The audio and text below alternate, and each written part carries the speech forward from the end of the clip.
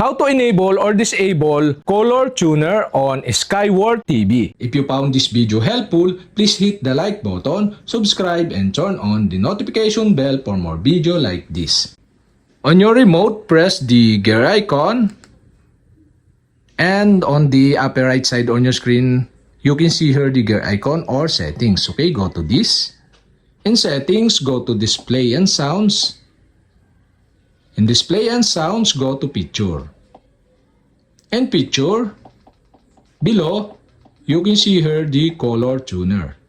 Go to this, and to enable the color tuner, okay, switch on the switch button on the right side of this enable to enable the color tuner.